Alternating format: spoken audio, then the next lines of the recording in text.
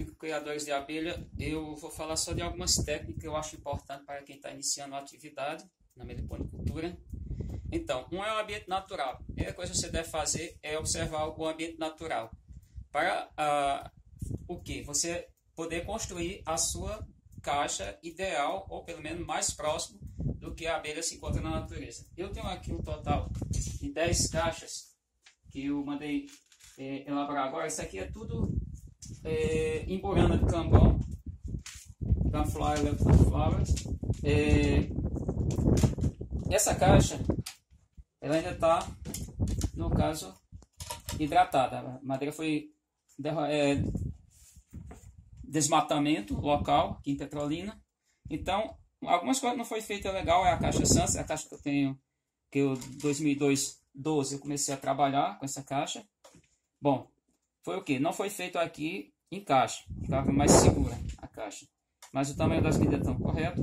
Só que a pessoa, ela também não deixou a parte aqui que eu utilizo para poder segurar. Bom, aqui essa parte aqui internamente, ela tem 42 centímetros de comprimento, com 10 de largura e 14 de altura. Por quê? Porque observando, no caso, eu estou criando aqui a mandacaia da caatinga, a Melipona mandacaia, observando o tamanho do ninho, é o tamanho também, a quantidade de alimento que ela ocupa na natureza. Claro que ela não segue um padrão.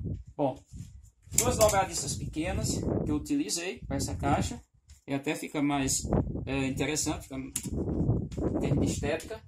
Então, aqui eu botei porta-cadeados para essa caixa. Aqui tem outra caixa que eu já estou fazendo o acabamento dela final. Bom, o que eu fiz? Ao invés de eu colocar porta-cadeados e as dobradiças igual, eu coloquei isso aqui, essa trava, isso é chamado de aldrave. Aldravas, ó, fechou, está hermeticamente fechado. Ela consegue fechar muito bem. Eu não encontrei essa partezinha aqui, que é tipo esse aqui de cima, mas eu adaptei, eu cortei arame, entortei, está bem fechada. Outra coisa que eu fiz, eu coloquei em toda ela um verniz, vamos pensar assim, ou um esmalte incolor. Por quê? Porque vai conservar a caixa. O que eu vou fazer ainda? O que falta para completar? Falta eu dar um banho internamente, apesar das abelhas gostar muito da empurrana, tanto que elas estão aqui o tempo todo. Já entraram nas caixas, estou deixando as caixas abertas para desidratar, aqui pegando vento, etc. Não posso deixar no sol para não empenar a tampa. Isso aqui é o extrato que é retirado desse material aqui, que eu tenho pouco por conta de quê? Porque as minhas caixas são hermeticamente, como eu acabei de mostrar nessas duas caixas, elas ficam bem vedadas. Aqui ainda vai um plástico entre a tampa e a caixa, logo vai ficar bem vedado. Bom, então eu quero chamar a atenção a essa vedação, porque eu vou mostrar agora algumas caixas para vocês, como é que está isso. Então, outra coisa, esse tamanho de caixa, ele vai suportar o alimentador, que é o bebedouro de passarinho em diferentes tamanhos. Então, isso é outro ponto que eu observo. Sobre a alimentação, sempre manter essa alimentação de tal forma que você possa visualizar dentro de pouco tempo, no máximo 48 horas. O ideal é a cada 24 horas você olhar, no caso das plásticas, eu tenho um plástico transparente de tampa e caixa para fazer isso. Outra coisa, vai criar abelha. Você tem que ter cuidado com a questão da exposição. Vocês olhando aqui, tudo isso aqui está num local que tem 3 paredes, então quebra de vento, então não tem muito vento aqui. Também aqui a questão da temperatura, porque está em 2 casas, a temperatura, o conforto térmico é otimizado. Mostrando algumas colônias, essas 6 caixas, elas eram a caixa praticamente nordestina adaptada, porque só tem 55 centímetros, e aí eu elevei a altura, elas têm 16 hoje de altura. Caso fosse alimentar, comportaria o bebedouro de passarinho.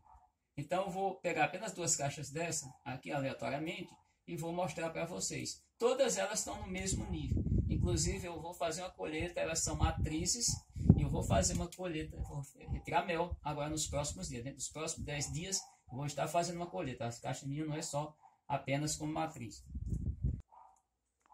Pessoal, essa caixa está completamente cheia. Aqui o spot.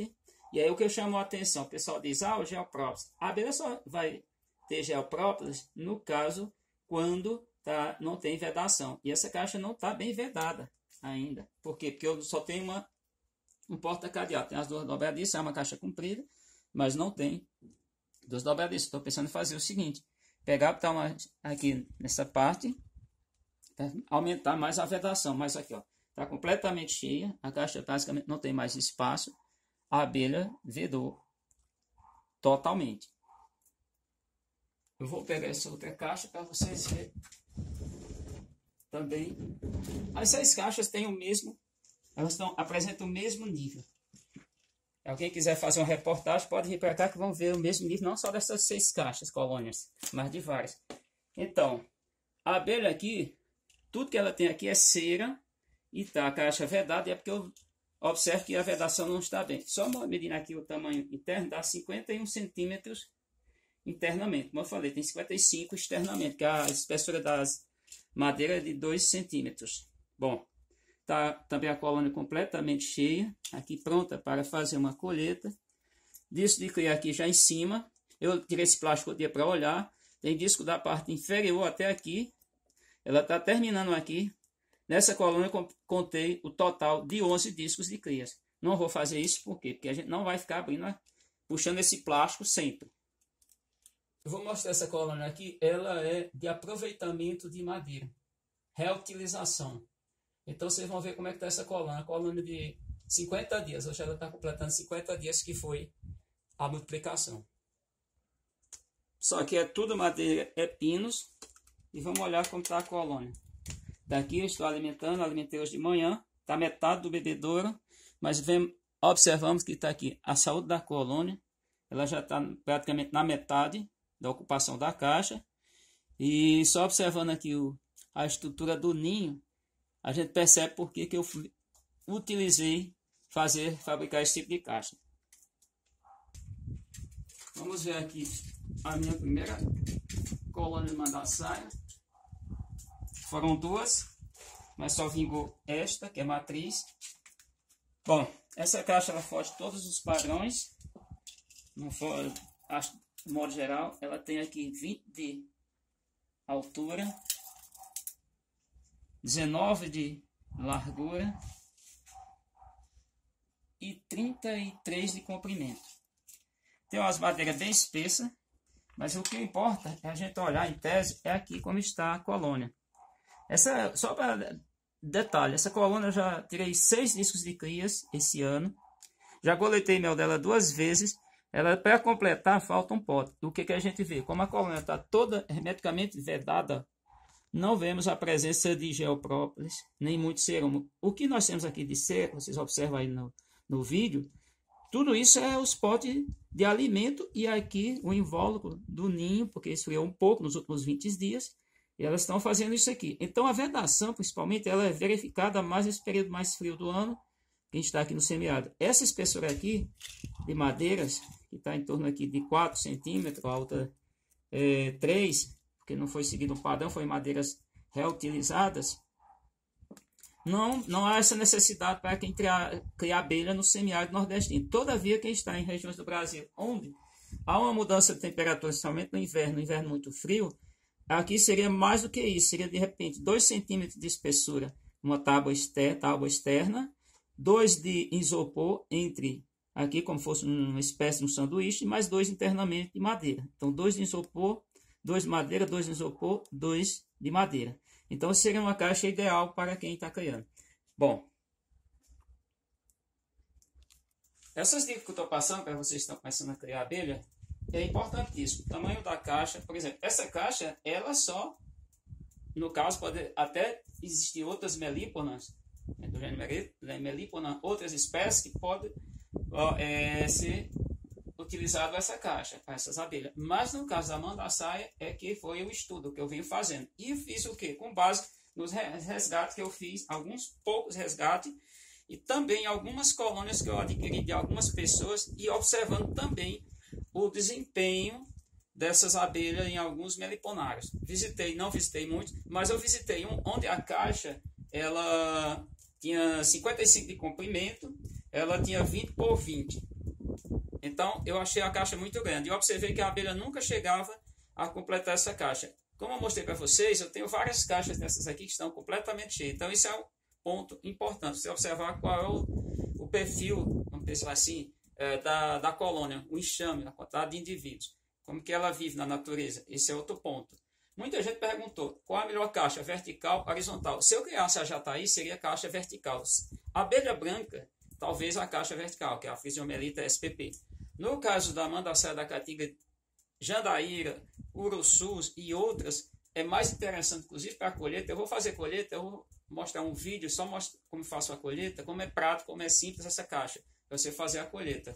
Faço a colheita, claro, com uma seringa, poderia ser também com sugador, adaptado, ou de aquele equipamento que usa os odontologistas, ou talvez de um nebulizador. São ambos que podem, são máquinas, tem até outro tipo de máquina que pode ser adaptado para tal. Bom, então essas são algumas dicas que eu quero deixar para vocês.